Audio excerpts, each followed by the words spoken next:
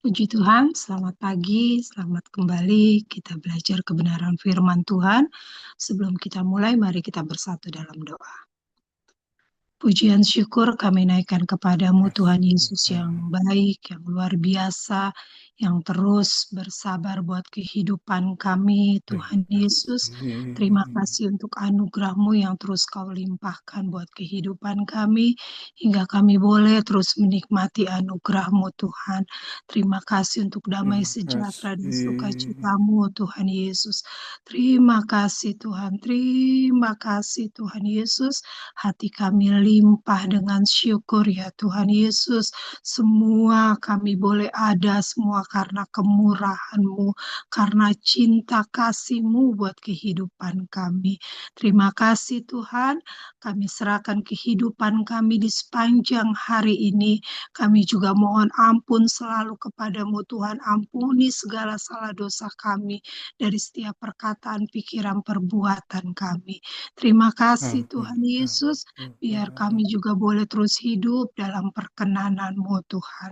Dan saat pagi Haleluya. hari ini Tuhan Yesus, kami bersyukur Engkau berikan kami kesempatan waktu lagi untuk kami boleh mendengar kebenaran firman-Mu. Kami boleh membaca Tuhan Yesus, kami boleh merenungkan. Terima kasih Tuhan, kami tahu ini Terima bukan kasih. kuat gagah kami, tapi kami tahu ini Engkau berikan buat kami Allah Roh Kudus, berikan kami terus roh pengertian yang daripadamu, hikmat-Mu Tuhan, biar apa yang kami dengar, kami baca, kami boleh mengerti dan kami boleh hidupi dalam kehidupan kami. Terima kasih Terima Tuhan, terima kasih. kasih kami serahkan ibadah Zoom kami dari awal pertengahan hingga akhirnya. Kami berdoa buat teman-teman kami Tuhan Yesus yang baik bergabung pagi ini maupun nanti yang melihat rekaman. Kami berdoa khusus juga buat persekutuan doa Injil jemaat-jemaat-Mu, biar mereka boleh terus sama-sama merindu Tuhan Amin. Yesus, mendengar Tuhan Yesus pemaparan kebenaran firman-Mu saat ini Tuhan. Terima kasih Tuhan, biar kami sama-sama boleh diberkati Tuhan. Amin. Kami serahkan hamba-Mu, kami percaya Engkau sudah persiapkan hamba-Mu, pakai terus hamba-Mu menjadi alat untuk memperkatakan kebenaran firman-Mu, hikmat-Mu, urapan-Mu terus melingkupi hamba-Mu. Terima kasih Tuhan, terima kasih. Kami bersyukur dan bersyukur. Kami Syukur. peralaskan doa kami hanya di dalam nama Tuhan Yesus Kristus. Haleluya. Amin.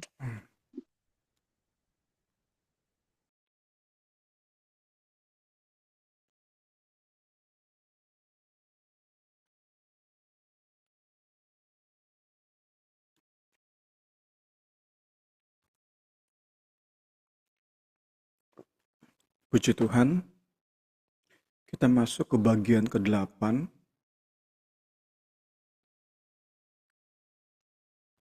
dari bahasan kita eskatologi.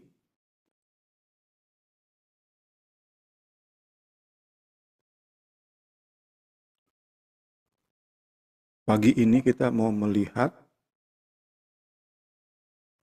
argumen dari pandangan post-mill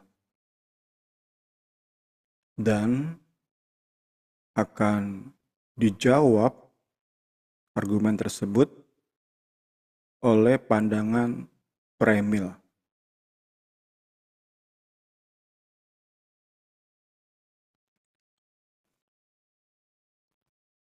Pandangan post-mill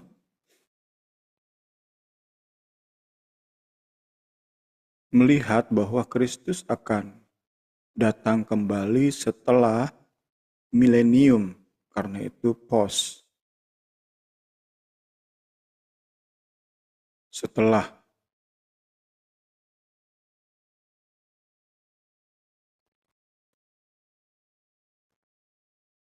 Jadi setelah Kalvari, kemudian masuk ke zaman gereja, di mana Injil diberitakan, gereja terus bertumbuh, maka secara perlahan, secara gradual, perkembangan Injil pertumbuhan gereja itu akan mencapai seluruh bumi sampai satu titik di mana Postmill yakini dimulailah milenium atau kita kenal dengan kerajaan 1000 tahun damai seperti yang ditulis di Wahyu 20 ayat 1 sampai 6. Saat Injil sampai ke ujung bumi, gereja bertumbuh sampai ke ujung bumi, maka pengaruh kekristenan akan sangat signifikan. Dunia akan lebih lagi berfungsi, beroperasi seturut dengan kehendak Allah dan berangsur-angsur. Milenium terjadi di atas bumi. Setelah milenium terjadi, barulah Yesus datang kembali.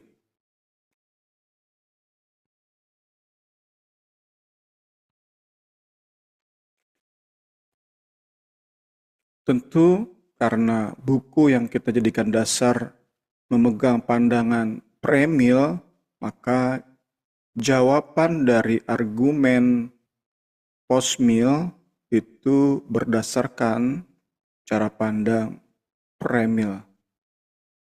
Jumat lalu kita sudah lihat argumen-argumen dari kaum Amil,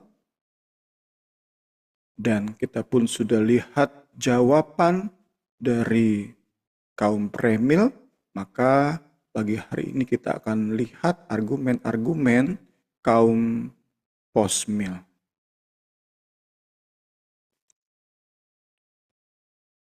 Inilah kaum premil.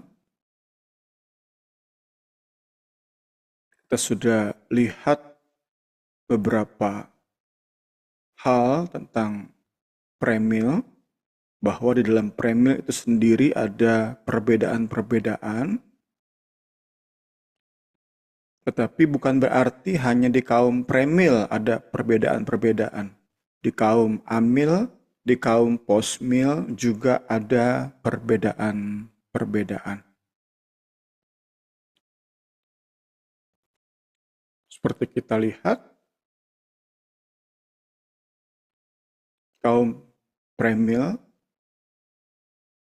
itu meyakini Yesus datang dulu, barulah terjadi milenium. Tadi sudah kita lihat kalau postmill, milenium dulu, baru Yesus datang.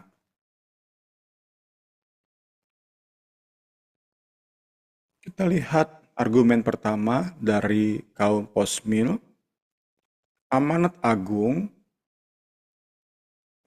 dari Tuhan Yesus sendiri mengantarkan kita pada keyakinan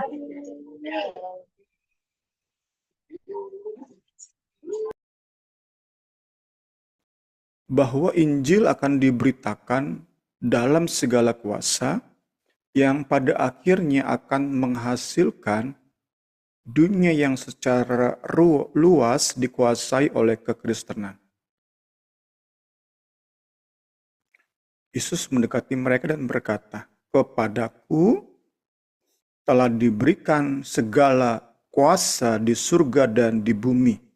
Ini dasar pertama, argumen mereka. Kepadaku telah diberikan segala kuasa di surga dan di bumi. Karena itu pergi, ini tugas, jadikanlah semua bangsa muridku, tentu lewat pemberitaan Injil. Baptislah mereka dalam nama Bapa, Anak, dan Roh Kudus. Dan ajarlah mereka, ini pemuritan, melakukan segala sesuatu yang telah kuperintahkan kepadamu. Dan ketahuilah, aku menyertai kamu senantiasa sampai kepada akhir zaman. Ini pun menjadi dasar dari argumen mereka. Pertama, bahwa segala otoritas, bukan hanya di bumi, di surga pun sudah dipegang oleh Kristus. Itu dasar pertama. Dasar kedua adalah bahwa Kristus berjanji menyertai gerejanya sampai gerejanya selesai dengan misi yang ia berikan, dengan tugas yang ia berikan, memberitakan Injil, pemuritan.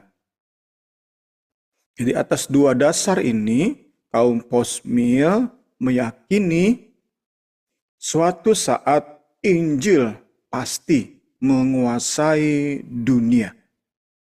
Inilah keyakinan kaum postmilenialisme.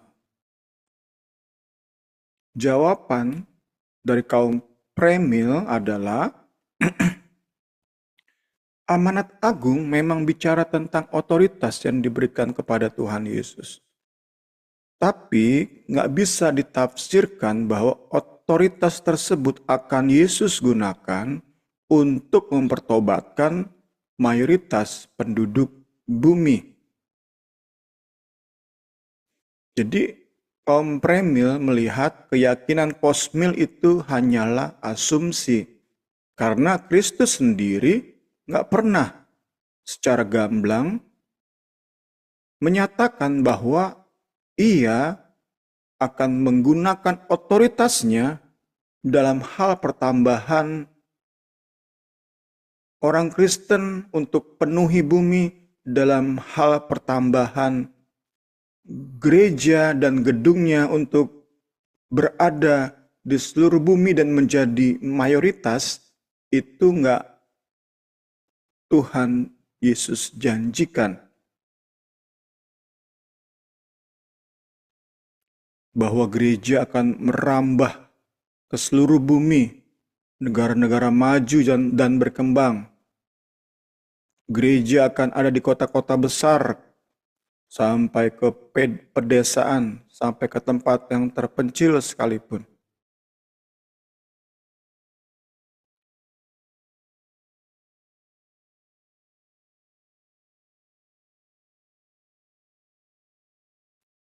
Kaum premil meyakini keyakinan, melihat, memandang keyakinan posmil itu tidak didasari oleh ayat-ayat yang cukup kuat untuk mendukung keyakinan mereka.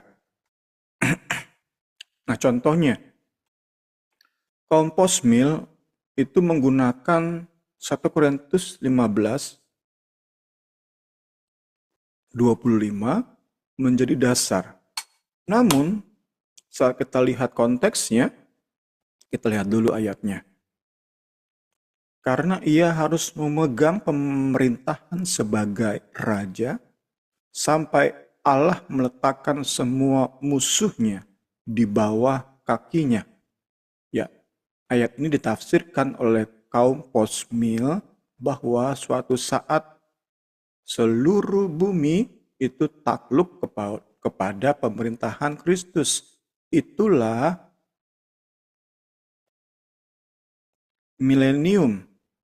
Tentu dalam pandangan posmil, pemerintahan Kristus diwakili oleh gereja. Jadi kita sudah lihat di 2 minggu lalu, tentu milenium versi posmil, milenium versi premil itu berbeda. Kita sudah tahu versi premil adalah Kristus sendiri datang dalam tubuh kebangkitannya. Orang-orang percaya semua terima tubuh kebangkitan, dan orang-orang percaya ini dalam tubuh kebangkitan mereka memerintah bersama dengan Kristus yang juga dalam tubuh kebangkitan. Itu kan milenium versi premil. Sedangkan milenium versi postmil adalah saat di mana gereja sedemikian rupa memberi pengaruh, mendominasi dunia. Dan salah satu ayat yang digunakan untuk mendukung keyakinan posmil adalah ayat ini. Namun, jika kita lihat konteksnya dari ayat ini, di sini Alkitab sedang menjelaskan otoritas Kristus atau Kristus menggunakan otoritasnya itu terhadap musuh-musuhnya, termasuk maut. Itulah konteks yang mengelilingi 1 Korintus 15:25 tadi.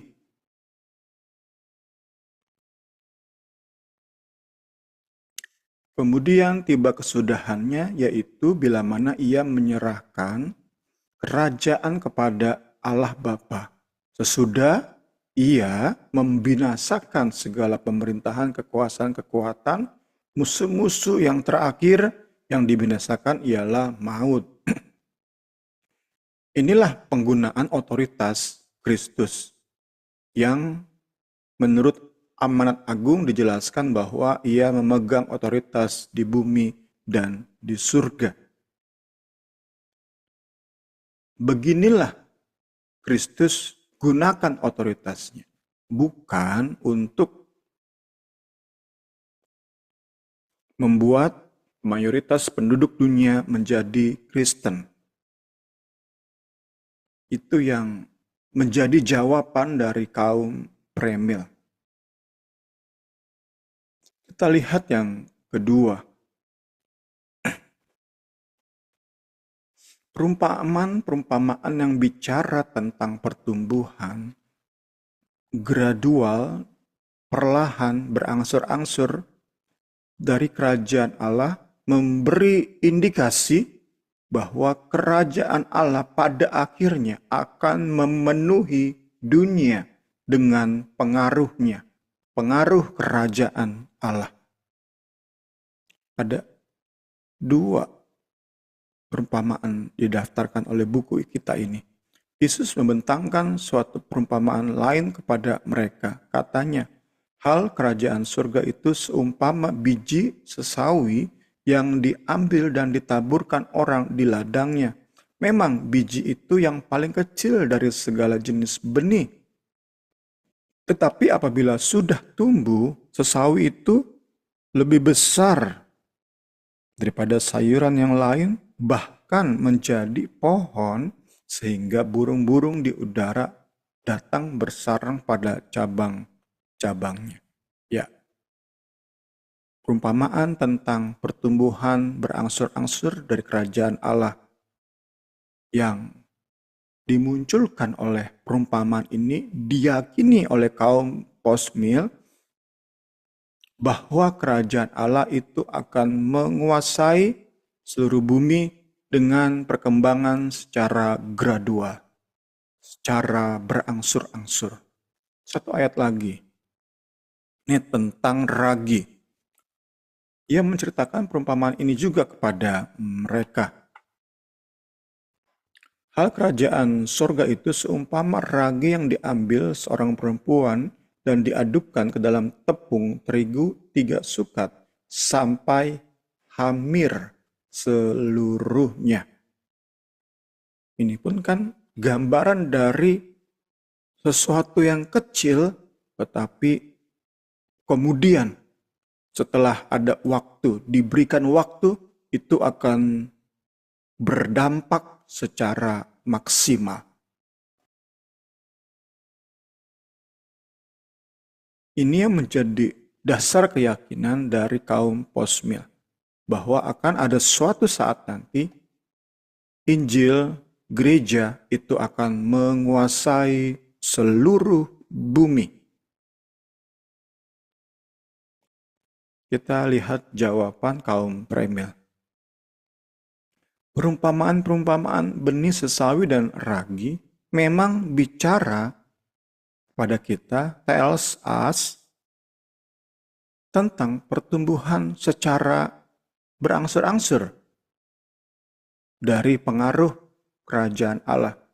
Namun nggak diberitahu oleh perumpamaan tersebut oleh Kristus sendiri sampai tahap apa pengaruh tersebut. Apakah dengan perumpamaan ini Yesus ingin berkata seluruh bumi lewat pertumbuhan Injil akan dikuasai oleh Injil? Itu enggak dijelaskan secara gamblang. Contohnya, perumpamaan ragi memang bicara tentang pengaruh luas Injil bagi berbagai masyarakat di dunia ini. Tetapi perumpamaan ini nggak memberi janji bahwa Injil akan menguasai mayoritas penduduk dunia. Kita masuk ketiga. Kaum Posmil juga akan memberikan argumen bahwa pada kenyataannya semakin banyak orang Kristen di dunia ini. Gereja bertumbuh dan tersebar ke seluruh dunia, bahkan di negara-negara di mana kekristenan mengalami persekusi. Ini membuat kaum Posmil yakin milenium kerajaan 1000 tahun damai seperti yang mereka pahami itu pasti akan terjadi sebelum kedatangan Kristus kembali.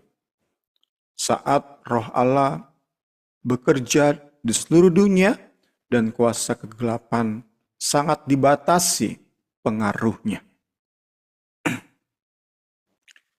Dari tadi pertama, dasarnya amanat agung, otoritas Kristus dan bahwa Kristus menyertai gerejanya sampai misi berakhir. Kedua, perumpamaan-perumpamaan tentang pengaruh gradual dari kerajaan Allah. Dan ketiga, melihat kenyataan, pengamatan tentang keadaan zaman. Bagaimana bumi ini, dunia ini semakin dipenuhi oleh gereja-gereja, oleh Injil. Termasuk tentu bicara tentang media sosial. Sudah menembus ke bagian-bagian dunia yang paling terpencil sekalipun sudah dengar Injil. Jadi kaum Posmil yakin banget satu saat, satu momen akan terjadi yang namanya milenium. Setelah itu, setelah milenium terjadi, maka tentu mereka pun kita sudah belajar kemarin, tidak membatasi hanya 1000 tahun. Bisa bicara tentang waktu yang lebih lama lagi dari 1000 tahun. Di mana Injil itu benar-benar menguasai bumi. Jawaban terhadap argumen ini mungkin saja memang semakin banyak orang Kristen di dunia ini. Namun di sisi lain kita lihat dalam pengamatan kita dunia ini pun semakin jahat. Termasuk saat kita perhatikan situasi kondisi negara kita ini Indonesia. Ketidakadilan yang merajalela. Kaum yang kecil semakin tertindas. Maling ayam di penjara bisa 5 tahun. Mereka yang korupsi sampai miliar triliun bisa bebas. Atau hanya formalitas di penjara setahun 2 tahun. Peradaban manusia terbukti nggak mampu membuat manusia itu menjadi makhluk-makhluk yang lebih bermoral. Berabad-abad telah manusia lalui, namun tak ada perkembangan signifikan dari kemampuan manusia dalam menaklukkan kecenderungan sesat, kebobrokan mental mereka. Contohnya, sesuai dengan buku kita, karangan Wayne Grudem, modernisasi dunia barat di abad 20 ternyata tidak dibarengi dengan kemajuan moral, tetapi justru dibarengi oleh narkoba yang semakin gila-gilaan. perceraian di mana-mana, bahkan di kalangan orang-orang yang mengaku Kristen. Bahkan saya pernah dengar orang berkata, bahkan di suku-suku yang anti perceraian, sekarang ada perceraian. Suku tersebut anti perceraian, suku tersebut atau orang tersebut yang beragama Kristen tetap bisa bercerai dan bertambah jumlahnya. Pornografi, LGBT, kepercayaan pada hal-hal mistis, keserakahan.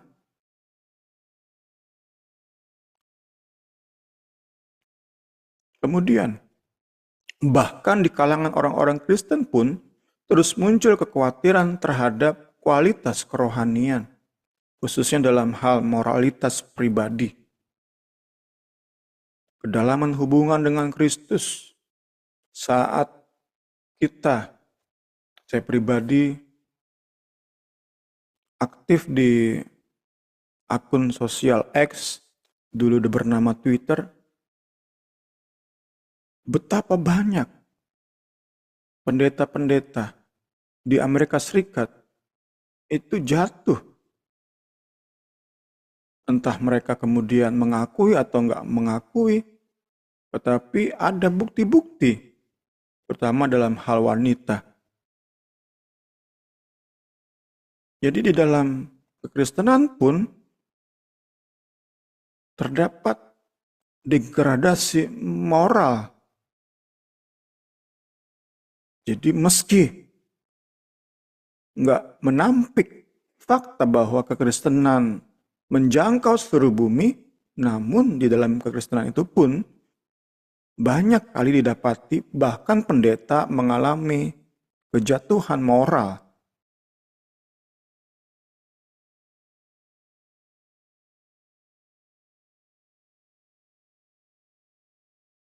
Jadi dapat kita simpulkan dari apa yang dimengerti oleh kaum premil tentang milenium, dunia yang saat ini kita diami itu sangat amat jauh dari kondisi seperti yang digambarkan dalam Wahyu 20 ayat 1-6 oleh Rasul Yohanes. Bahkan ketika kita coba bawa ke negara kita, bahkan ketika saat kita lihat kekristenan sepertinya amat pesat bertumbuh di Indonesia. Terlebih saat kita melihat para mega church, gereja-gereja mega di kota-kota besar di seluruh Indonesia. Kemudian ditampilkan di YouTube, di medsos.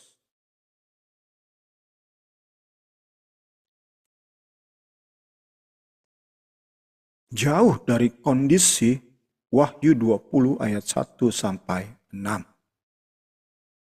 Bahkan dalam pandangan saya cukup beralasan untuk meragukan kesejatian iman orang-orang yang memenuhi gereja-gereja semacam ini. Karena pada umumnya gereja-gereja mega ini jualannya bukan Injil sejati, bukan kebenaran murni. Yang mereka jual adalah berkat jasmani, mujizat, show, praise and worship. Itu yang dijual. Sehingga tidak heran menurut pandangan saya jika mereka penuh dengan jemaat.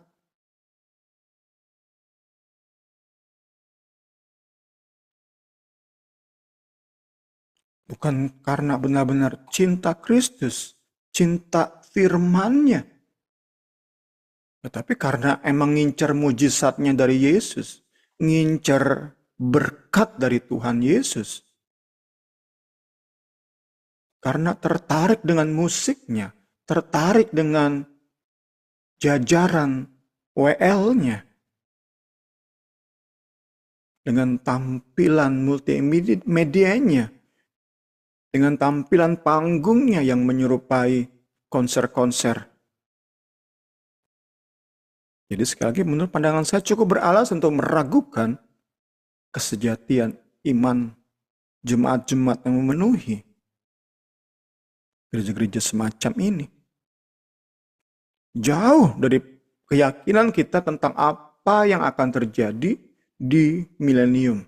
Menurut keyakinan Premil dalam menafsir Wahyu 20 ayat 1 sampai 6. Bahkan kemarin kami dengar di gereja yang pengajarannya kuat saja, itu ternyata banyak di gereja tersebut didapati jemaat-jemaat yang diragukan juga kesejatian iman mereka. Kemarin kami dengar khotbahnya Pendeta Ezra Soru. Saat Pendeta Ezra ada di tempat, itu banyak jemaat datang di gereja tersebut, GKIN Revival. Tetapi saat Pendeta Ezra sedang menginjil keluar, seperti sudah kita tahu, beberapa kita tahu bahwa Pendeta Ezra sudah menyerahkan penggembalaan pada orang lain. Jadi Pendeta Ezra sering keluar menginjil. Nah, saat Pendeta Ezra keluar, itu sepi gereja. Itu memberi bukti bahwa di gereja yang pengajarannya kuat sekalipun, ternyata diisi oleh entah banyak atau setengah atau sedikit jemaat-jemaat yang diragukan kesejatian imannya. Jadi sangat amat jauh kondisi sekarang dari apa yang kita bayangkan tentang milenium. Ya, bagian akhir, bahkan lebih lanjut. Kita mendapati beberapa bagian PB itu seperti menolak keyakinan postmil. Kita akan lihat beberapa bagian ayat. Namun tentu kita yakini kaum postmil pun punya cara berbeda dalam menafsirkan ayat-ayat yang akan kita lihat. Tetapi bagi kaum premil saat menafsirkan ayat-ayat ini, tentu dengan argumen yang cukup kuat, kita melihat ayat-ayat berikut ini seperti menolak keyakinan kaum postmil. Antara lain, pertama, Tuhan Yesus sendiri memberi indikasi bahwa hanya sedikit yang percaya dan diselamatkan. Masuklah melalui pintu yang sesak itu, karena lebar pintu, luas jalan yang menuju kepada kebinasaan. Banyak orang memasuki jalan pintu tersebut. Sebaliknya, sesak pintu, sempit jalan yang menuju kepada kehidupan, dan sedikit orang yang mendapatinya. Sekali lagi memberi indikasi bahwa Tuhan Yesus sendiri itu menubuatkan bahwa sedikit dibandingkan dengan miliaran manusia di bumi ini, sedikit.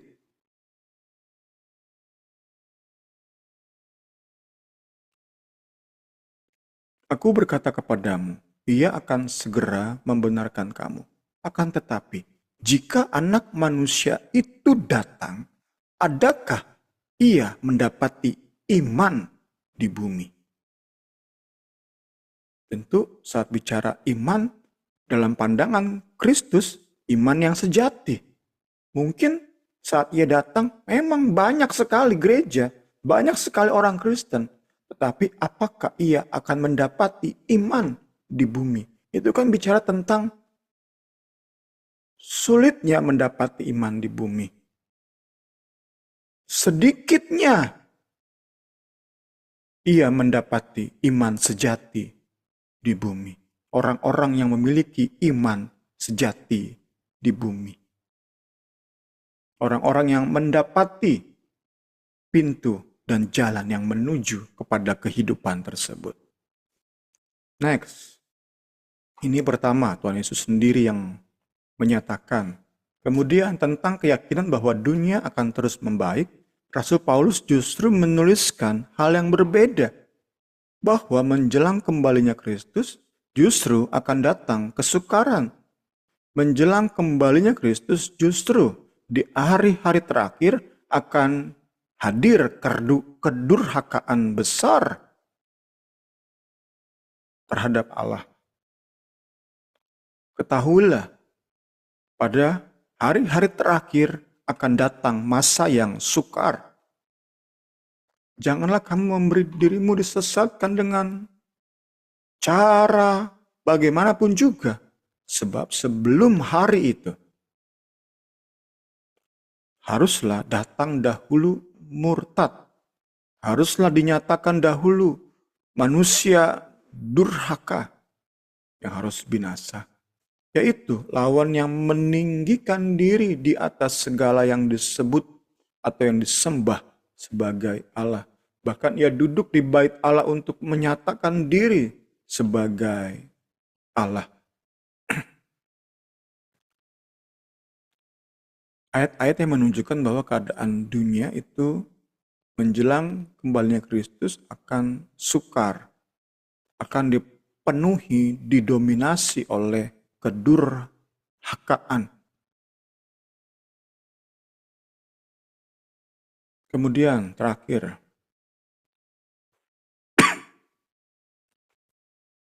Matius 24 ayat 15-31 bicara tentang aniaya besar yang akan mendahului hari kedatangan Kristus. Bahkan ada indikasi bahwa saat itu lebih banyak mereka yang tidak siap dalam menantikan kedatangan Kristus kembali. Pada waktu itu akan tampak tanda anak manusia di langit. Dan semua bangsa di bumi akan meratap dan mereka akan melihat anak manusia itu datang di atas awan-awan di langit dengan segala kekuasaan dan kemuliaannya. Akan datang anak manusia dan semua bangsa di bumi itu bukan bersuka cita, tetapi mereka meratap, memberi gambaran tentang ketidaksiapan. Tentu saat kita bisa kasih bayangan mempelai wanita menyambut mempelai pria itu akan ada sebuah kegembiraan yang luar biasa. Itulah yang siap. Tetapi dikatakan di sini semua bangsa. Memberi indikasi tentang suatu bagian yang lebih besar jumlahnya. Bahkan mungkin jauh lebih besar jumlahnya. Meskipun orang-orang ini Kristen, tetapi mereka nggak siap.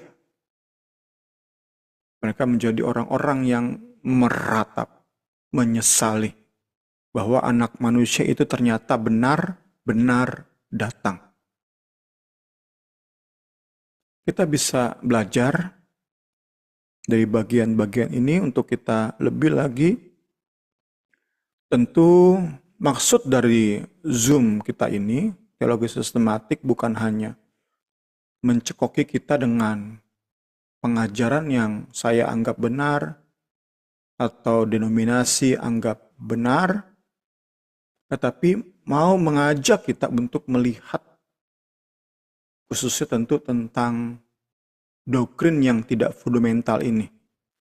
Doktrin sekunder, bahkan mungkin tersier. Doktrin eskatologi. It's okay untuk kita berbeda-beda. Kalau ditanya ke saya, tentu saya akan lebih cenderung karena saya dibesarkan di GPDI, akan memegang premil mid tribulation. Tetapi buku kita ini, karya Wayne Grudem, premil post tribulasi. Berbeda-beda, it's okay. Zoom kita ini untuk membuka wawasan kita, untuk bisa bekerja sama dengan orang-orang Kristen lahir baru, tak melihat perbedaan-perbedaan dalam hal sekunder dan tersier, dalam hal cara baptis, dalam hal pemahaman eskatologi. Bahkan kemarin kembali singgung khotbahnya Pendeta Ezra Sor. Pendeta Ezra itu seorang Calvinis, tetapi dia bernaung di gereja Armenius. Yang ADART-nya itu Armenius. Gereja GKIN itu ada ART-nya Armenius. Tetapi it's okay bekerja sama dengan pendeta-pendeta di bawah GKIN. Meski Pendeta Ezra adalah seorang Calvinis. Itu yang mau saya pribadi bangun lewat persekutuan doa Injil, lewat Zoom ini. Pendeta Ezra sendiri itu memegang pandangan Amil. Yang sudah kita lihat minggu lalu, Amil. Kita bisa bekerja sama dengan setiap orang Kristen lahir baru. Meski pandangan mereka dalam doktrin-doktrin yang sekunder dan tersier itu berbeda dengan kita. Cara baptisnya beda. Bahkan Pendeta Ezra itu berani membaptis anak di denominasi yang baptis selam dewasa. Tentu bagi banyak orang, Pendeta Ezra itu dianggap sebagai pembangkangnya. Tapi saya pribadi melihat itu sebagai pelajaran untuk kita siap masuk kepada kondisi di mana kita bekerja sama itu erat banget. Yang penting adalah lahir baru, cinta Yesus. Sedangkan tentang hal-hal tersier dan sekunder, kita bisa lalukan dah, ngobrol-ngobrol, bisa saling memberi masukan, it's okay. Tetapi itu nggak membuat kita gontok-gontokan, apalagi itu menyedihkan sekali dalam hal-hal sekunder dan tersier, kemudian gontok-gontokan. Itu bagi saya memalukan sekali, menyedihkan banget. Kalau memang berbeda dalam hal-hal fundamental, tentang Trinitas, ya sulit memangnya. Tetap harus dinyatakan itu gereja sesat. Kita tentu berani menyatakan saksi Yehova itu sesat.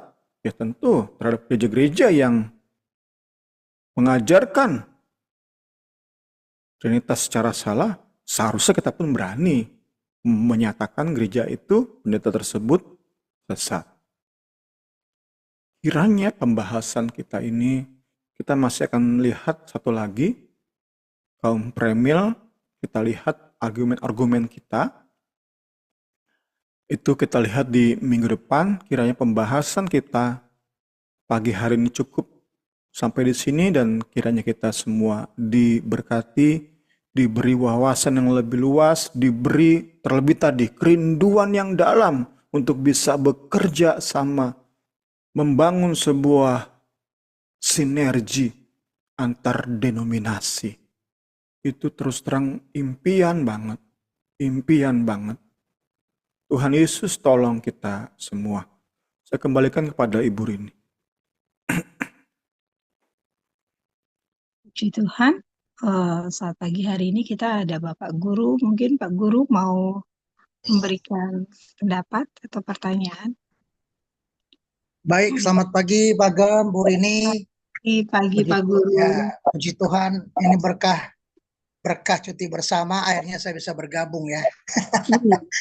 Libur Apa ya. namanya, kalau jam-jam begini, hari Jumat itu jam 8 sampai jam 9 itu memang saya harus mengajar, dan Mau nyuri-nyuri waktu kayaknya agak susah ya.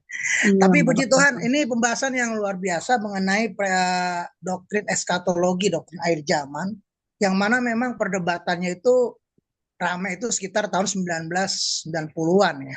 Banyak sekali hamba-hamba Tuhan memperkirakan Yesus datang tahun begini, hitung-menghitung segala macam. Lalu ada kejadian di Korea, kejadian tentang apa namanya, Yesus akan datang nanti malam. Taunya yang datang bukan Yesus tapi polisi Korea. Gitu ya. Polisi Korea datang, bukan Yesus yang datang. Belum lagi ada kejadian apalagi tuh dulu sampai pendeta Mangapin Sibuaya yang bilang jemaatnya sampai harus jual harta, jual rumah, berhenti bekerja, berdoa saja, tunggu Yesus datang. Akhirnya si Mangapin yang masuk penjara, jemaatnya terlantar nggak karu-karuan. Ya, menyikapi ini sudah bagian yang ketiga ya. Pertama bicara premil historis, premil dispensasional, baru postmil dan amil. Saya ngikutin terus Bagem, Bu Rini, saya ngikutin. Saya ngikutin terus. Saya juga tertarik. Puji Tuhan, PD Injil membahas ini. Namun ada 3 hal yang saya mau tekankan gini Pak Agem dan Bu Rini. Pertama adalah ini bicara mengenai kerajaan 1000 tahun. Ada perdebatan, apakah memang kerajaan 1000 tahun atau Millennium Kingdom itu adalah memang benar-benar terjadi atau memang ini seperti cuma simbolik. Nah, itu perdebatannya yang pertama. Apakah benar-benar terjadi nih kerajaan 1000 tahun di mana Yesus memerintah di Yerusalem dengan pemerintahan tunggal dan kita-kita ini akan memerintah bersama-sama. Kerajaan itu kemudian akan memerangi setan iblis itu sampai akhirnya terbentuk tata dunia baru atau dunia baru dalam Kristus dan kita memerintah selama-lamanya. Itu yang menjadi perdebatan. Apakah benar-benar atau sebenarnya 1000 tahun ini yang kita jalani ini gitu. Itu yang pertama. Nah, yang kedua bicara mengenai doktrin atau apa namanya akhir zaman ini betul memang ini doktrin yang orang pandang doktrin sekunder ya dibanding doktrin primer yaitu doktrin Allah Tritunggal, doktrin Kristus atau Kristologi, kemudian doktrin Alkitab, bibliologi, dan juga doktrin keselamatan, soteriologi gitu kan. Nah, ini doktrin yang dikatakan sekunder. Namun, tidak bisa dinafikan bahwa kita harus percaya satu hal. Ya, ini kebetulan saya juga belajar dari bukunya Pak Sagala, Pak Gam nih. Mungkin Pak Bagam tahu buku kecil Pak Sagala yang tulis dulu tahun 94-an. Kristus pasti datang kembali, terbitan Perkantas. Saya buka-buka lagi ya. Bukunya udah lama, udah ada lulus. Tapi artinya bahwa tetap kita harus punya pemahaman bahwa Kristus pasti datang kembali. Itu dulu. Karena ada pandangan-pandangan liberal mengatakan bahwa keadaan ini agak menggoyang keimanan kita nantinya bahwa kedatangan Kristus itu diragukan. Nah, kita harus percaya bahwa Kristus pasti datang kedua kali, Maranatha ya. Nah, yang selanjutnya saya mau mengkritisi masalah postmil. Memang benar. Postmil ini sebuah pandangan yang menyatakan akan ada periode perpanjangan. Periode perpanjangan dari zaman kita ini seperti diperpanjang 1000 tahun. Diperpanjang, ada periode perpanjangan di mana masa itu adalah the golden age of evangelical atau gospel. Ya, the golden age of gospel. Jadi artinya Injil disebarkan seluruh dunia, orang dunia ini dikristenkan dulu, Kristen berkembang, Kristen benar-benar majority, barulah terjadi parousia. Terjadi parousia atau Kristus datang kembali. Ya, Kristus turun ke bumi, parousia. Nah, ini banyak dianut oleh kelompok-kelompok yang evangelical juga. Salah satunya adalah Loren Bertner, yang sebenarnya Loren Bertner orang reform, orang Calvinis, tapi dia memegang doktrin ini. Nah, memang kejelekannya adalah bahwa apakah benar dunia ini akan benar-benar jadi Kristen? Apakah benar bahwa dengan penginjilan yang masif, dengan karya Roh Kudus yang benar-benar dicurahkan dalam periode perpanjangan itu, apakah diyakini bahwa dunia nantinya akan berubah 360 derajat atau 180 derajat jadi Kristen semua, baru setelah itu Yesus datang menyatakan kemuliaannya. Sedangkan Alkitab itu mengatakan adalah makin hari semakin jahat, dunia semakin jahat, dunia menuju pada kehancurannya. Dan benar kata Pak Gem tadi katakan, penindasan pada kekristenan makin menjadi-jadi, diperparah lagi dengan pembusukan di dalam gereja, ajaran, gaya hidup, kemudian juga teladan hamba-hamba Tuhan, kemudian teladan pelayan-pelayan yang justru membuat pembusukan dalam gereja. Ini akhirnya menjadi orang yang bertanya-tanya, apa iya? Sekarang kita lihat sendiri Eropa, terutama Inggris yang lagi disorot, kekristenannya hancur lebur gak karu-karuan, ya kan? Nah, untuk kita sekali lagi melihat pandangan ini, boleh-boleh saja berpikiran demikian. Ini sebuah mimpi. Saya juga istilah kata berkecimpung di politik, ini ada sebuah pandangan politis eskatologis bahwa akan ada pemerintahan di mana tatanan hukum Kristiani diterapkan. Betul sih, namun apa iya? Nah, untuk itu tadi ada memang kalau bicara doktrin ini ya harus ada singgungannya dengan premil dispensasional. Nah, premil dispensasional ini yang apa nih gereja karismatik ini? Asal comot, asal komen, asal tafsir, asal lah itu dispensasional. Nah, kalau premil historis saya memang lihat dari sejarah perkembangan gereja itu ya. Kemudian kalau amil, ini gereja-gereja Calvinis, gereja Protestan menganut ini. Nah, yang tiga yang penting buat saya gini Pak Gem, saya juga penganut Calvinis, saya juga penganut Reform. Biarpun saya udah nggak tahu udah berapa gereja saya ini ya, ya Bu Rini ya. Aduh, GPD udah, ini udah, segala udah, Katolik udah, cuma satu yang belum saya masukin itu Ortodoks belum tuh. Semua udah saya masukin. Sampai saya dalam perjalanan waktu saya menentukan pilihan bahwa Reform atau Calvinis yang menjadi pilihan saya gitu ya. Namun gini Pak Gembur ini, kita ini memang tidak bisa lepas dari mana kita berpijak. Seperti Tepung Melayu katakan, di situ bumi dipijak, di situ langit dijunjung. Tadi Pak Gem mengatakan contoh adalah Ezra Soru. Ezra Soru seorang Calvinis, lalu kemudian dia ada di gereja menganut doktrin Armenian, tapi dia berani melakukan beberapa tindakan yang mungkin melanggar daripada ketentuan gereja gitu ya, baptis infant baptis anak, padahal gerejanya baptis dewasa gitu kan. Nah, buat saya sekali lagi memang kalau kita ini bicara berdiri sebagai warga gereja, jemaat lokal, anggota atau bagian dari gereja lokal, kita harus menyadari bahwa kita berpijak pada doktrin atau ajaran yang dianut gereja itu atau aras gereja itu. Contoh, saya saat ini ada di PD Injil. PD Injil kurang lebih banyaknya biarpun itu tidak diakui secara tapi toh juga kita melihat jemaat-jemaat ini adalah dari GPDI. Nah, GPDI ini kalau bicara mengenai doktrin akhir zaman itu lebih banyak jatuhnya kepada premier historis gitu ya. Nah, tapi saya berpikir gini Pak Gem, Bu Rini. Whatever you believe, whatever you trust your doctrine, biarlah itu dalam hati kita gitu. Artinya gini, kita percaya bahwa Kristus datang kedua kali seperti pencuri di waktu malam. Itu amil. Bahasa-bahasa gampangnya amil begitu. Aku datang seperti pencuri di waktu malam. Itu bahasanya amil. Ya. Tapi maksudnya kita begini. Ketika kita ada dalam sebuah gereja itu dan kita kemudian melayani, kita bertumbuh, kita juga merasakan sukacita, komunitas yang kita diam di situ, kita melayani di situ. Tentu kita tidak melihat bahwa perbedaan daripada ajaran di mana kita berpijak saat ini sebagai sebuah yang harus dipertentangkan. Contoh tadi contohnya Pak Ezra Soru, gitu ya. Dia orang Arminian tapi dia dari Arminian, lalu melakukan infant baptis yang sebenarnya itu dilarang. Kalau gerejanya itu memberikan artinya excuse sih monggo-monggo aja, nggak masalah.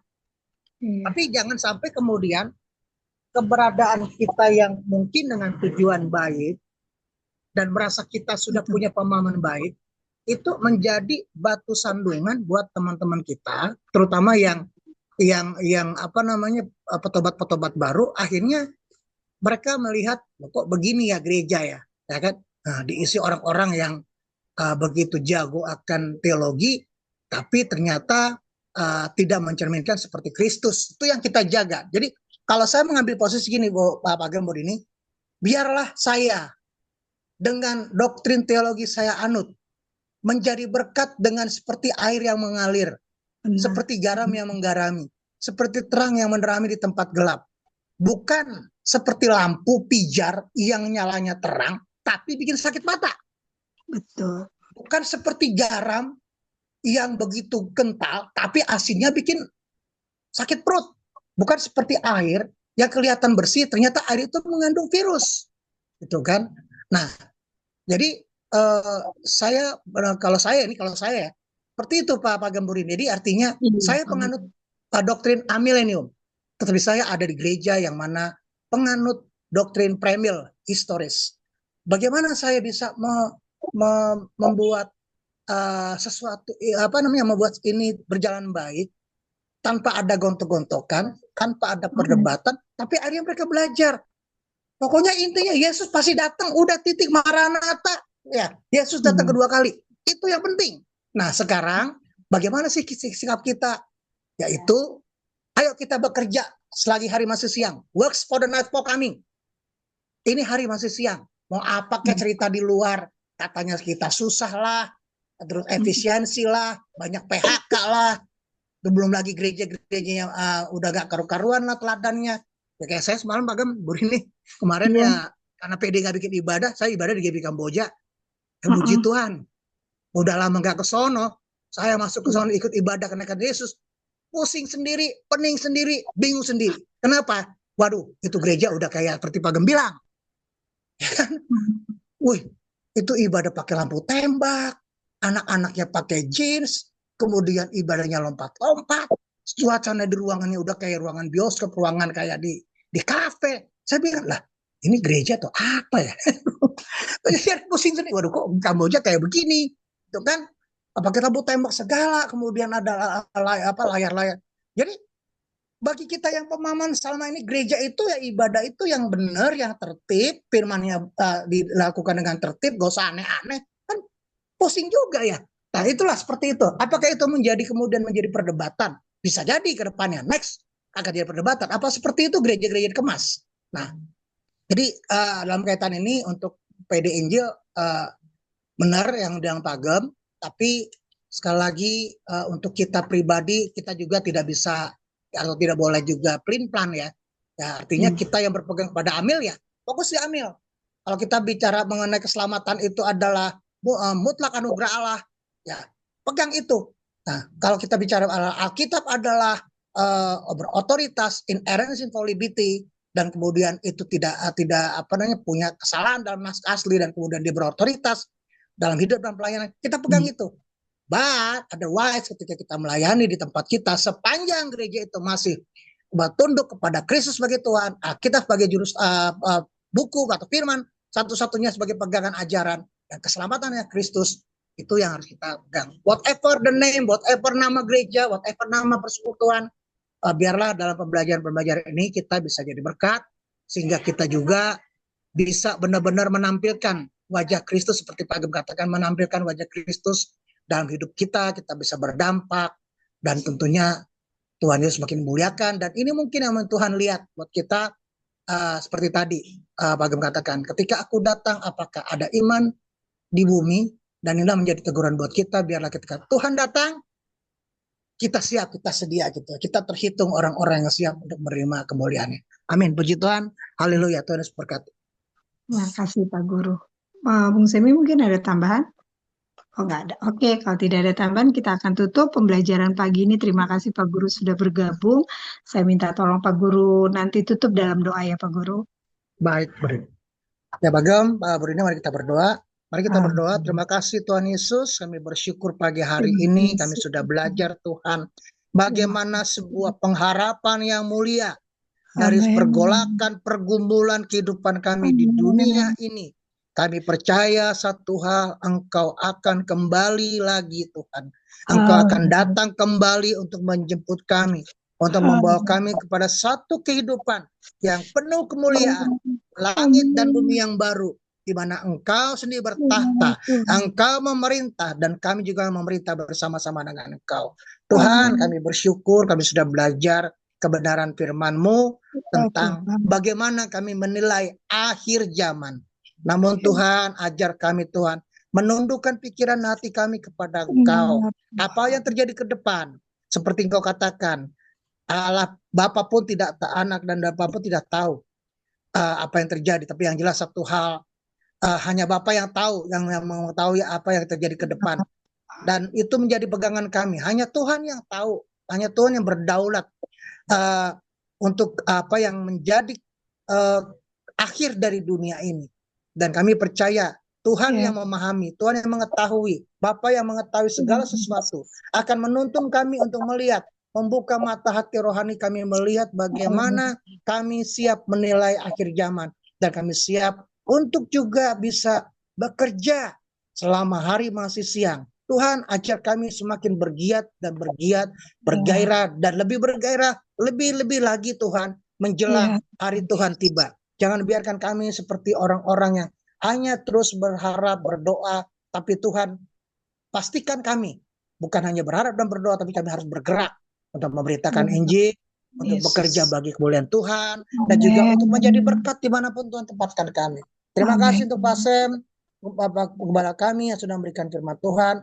Biarlah Engkau tambah-tambahkan hikmat marifat untuk semakin memahami kebenaran firman Tuhan yang akan menuntun para jemaat mengenal bagaimana iman yang sejati yang dibangun dalam fondasi pengajaran yang benar sesuai dengan Alkitab dan sesuai dengan teladan dan juga wibawa Kristus. Tuhan, kami juga berdoa sekali lagi untuk jemaat-jemaat kami yang belum bergabung. Kami rindu Tuhan dalam pada pembinaan doktrinal, Bible study, supaya jemaat-jemaat kami melihat bagaimana dibentuk dengan pengajaran yang baik sesuai dengan Alkitab, dan mereka juga boleh bertumbuh di dalamnya. Terima kasih Tuhan, sebentar kami akan beraktivitas kembali dengan aktivitas masing-masing.